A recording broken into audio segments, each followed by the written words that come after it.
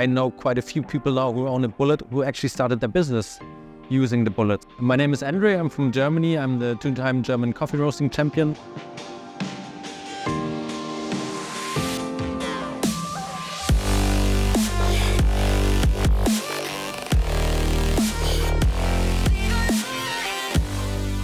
My name is André, I'm from Germany. I'm the two-time German coffee roasting champion. What is your background? How did you get into coffee? Well, actually, I'm a political scientist by trade, and I just fell in love with coffee a few years ago with specialty coffee, and everything else just developed from there. So I had a cafe first, and then I wanted to understand more about coffee brewing, and naturally just go along the ride. And at some point, you are stuck as a full-time coffee professional, and you just know that's the thing you want to do for the rest of your life. So, André, how did you become the German champion? Well, actually, I started competing in coffee in 2021 with the Brewers Cup, and I didn't really know what to expect there. I just got this ad from the SCA Germany. Hey, do you want to apply for the Brewers Cup? And I just did because I always like challenges. It's really nice, especially in coffee roasting, because it's really a community effort. You talk to the other roasters, you talk about roasting, you talk about the competition, approaches and everything. You have a bullet now, right? I have a bullet now. And I found it quite intriguing to have a machine this size with this capacity at this neat price point. I mean, if you look at coffee roasters, if you go to the big brands like Probat, Giesen, everything else, like a 1 kilo roaster is 15,000-20,000 euros. So it's not really accessible. And I know quite a few people now who own a bullet who actually started their business using the bullet. So it's something that produces really high coffee quality. Once you get the hang of it, I think it's really easy from the beginning. Of course, with every machine, you need a bit of experimentation.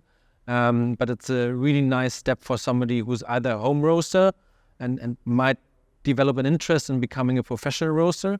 I know people who roast 3-4 tons of coffee on their bullet a year, so that's actually quite a lot for this small machine size. And so it's quite accessible and easy for people to use. So if you could give a couple of roasting tips to a new bullet user just starting out, what would that be? Yeah, well, take your measurements, measure all the data you can get from the green coffee. Then you should probably look a lot into roasting defects. So you look at the roasted coffee.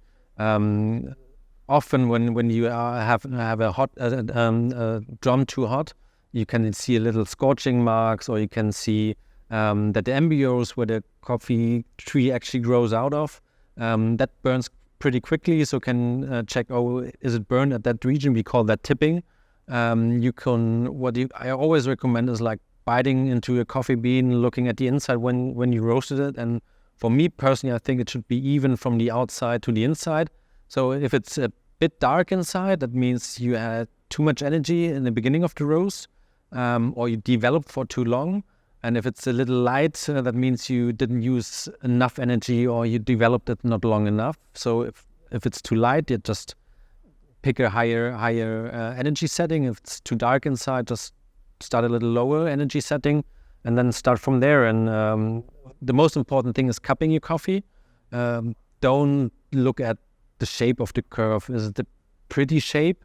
So there's a lot of talk about the steadily declining rate of rise. So there's some truth to that, but at the end of the day, it's not all that matters. What matters is in the cup, and if you cup it and it tastes brilliant to you, then it's a perfect coffee. And if you think, okay, I want some more sweetness, I want some more complexity, the coffee is a bit muted, then you adjust, but you don't do it by looking at the curve, you do it by cupping your coffee. So what do you think about the future? Will AI and robots take over coffee roasting?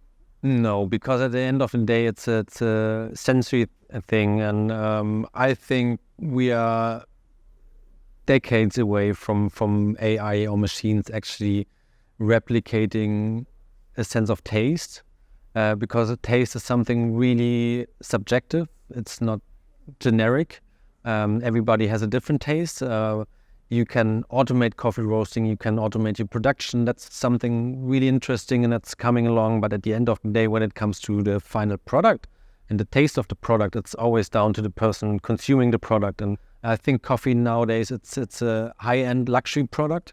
It's not like the everyday commodity that many people make out of it. We will have a greatly reduced production of Arabica coffee in the future because of climate change. And we need to adapt to that. So pretty much the only way we can go is to reduce the quantity of coffee that we drink and increase the quality, increase the experience. And for that, you still need the human interaction. So at the end of the day, even if the preparation is more automatic, even if the roasting process is more automatic, you still need the person excited about coffee to give that excitement to other people and the customer. That makes sense. So our jobs are secure for at least another decade. Definitely.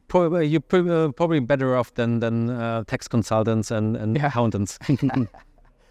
Let's say you have a new bean. How would you get started? Well, if you start with a new coffee in your production roasting, normally you measure the density. That's really important. You need the moisture of the coffee. Is it a natural process? Is it an experimental process? So you get all the data that you can in the beginning. And then when you have like high altitude, high density coffee, you know, okay, I need more energy for that coffee right from the beginning. And maybe for a low grown Brazilian coffee, you want a little less energy in the beginning of the roast in order to not burn the coffee, or get any roast defects into the coffee. What coffee do you drink at home? I like naturals most. I'm a natural fan. My personal favorite is Colombia.